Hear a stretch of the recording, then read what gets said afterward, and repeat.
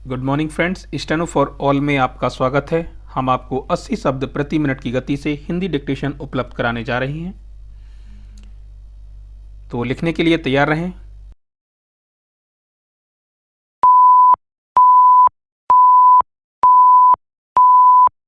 मराठा आरक्षण और इससे जुड़े संवैधानिक प्रश्नों पर सुप्रीम कोर्ट की 5 सदस्यीय संवैधानिक पीठ 15 मार्च से फिर सुनवाई करने जा रही है। शीर्षस्थ कोर्ट इस मामले की सुनवाई के दौरान जिन प्रमुख संवैधानिक प्रश्नों के जवाब तलाशेगी वे कुछ इस तरह हैं। क्या राज्य सुप्रीम कोर्ट द्वारा तय 50% आरक्षण सीमा पार कर सकते हैं? क्या 50% से ज़्यादा आरक्षण देना 1992 के इंदिरा साहनी मामले के फैसले के अनुसार असाधारण परिस्थितियों में आता है? और क्या इसे पुनर्विचार के लिए बड़ी पीठ में भेजा जाना चाहिए? क्या राज्य जाति विशेष को सामाजिक और शैक्षणिक रूप से पिछड़ा वर्ग SEBC घोषित कर सकते हैं? क्या संविधान का 102वां संशोधन किसी राज्य को सामाजिक और आर्थिक रूप से पिछड़ा वर्ग के निर्धारण के लिए उसे कानून लागू करने के अधिकार से वंचित करता है?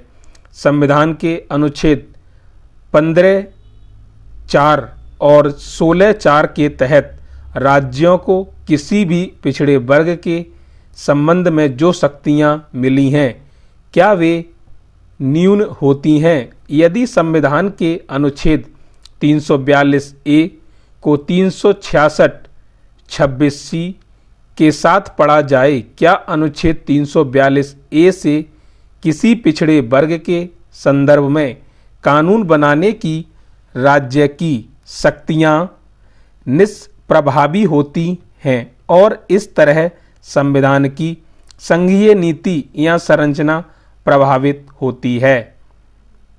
1992 के इंदिरा साहनी की याचिका पर ही पूर्व के निर्णयों को दोहराते हुए जाति आधारित आरक्षण की अधिकतम सीमा 50% तय की थी। प्रशासन में दक्षता के लिए सीमा तय करना भी जरूरी बताया था।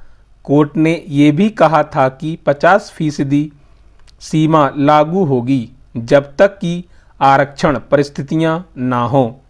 संविधान में 102वें संशोधन के तहत राष्ट्रपति को पिछड़ा वर्गों को अधिसूचित करने का अधिकार है।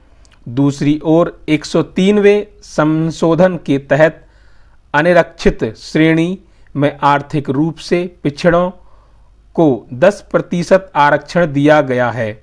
103वें संशोधन की वैधता को भी अदालत में चुनौती दी गई है। इसके अलावा कई राज्य 50% की सीमा पार कर चुके हैं। ताज़ा मामला हरियाणा का है, जहां राज्य सरकार ने निजी क्षेत्र में राज्य के युवाओं के लिए 75% नौकरियां देने आवश्यक कर दिया है। झारखंड भी इसी तरह तैयारी कर रहा है। तमिलनाडु में 193 के एक कानून के जरिए कॉलेजों में सीटों और राज्यों की नौकरियों में 69% आरक्षण लागू किया गया था। संविधान संशोधन के जरिए इस कानून को 9वीं अनुसूची में रखा गया।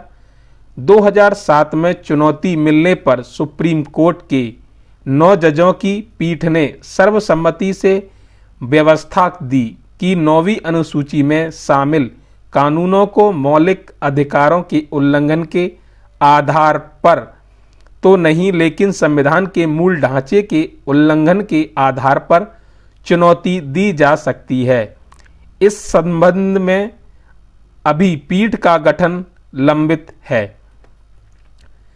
पहला आयोग, इसे काका केलकर आयोग के नाम से जाना जाता है, 29 जनवरी 1953 को गठित किया गया था। इसमें 2399 जातियों को सामाजिक और आर्थिक रूप से पिछड़ा बताया गया था। केंद्र सरकार ने 1961 में ये रिपोर्ट खारिज कर दी थी।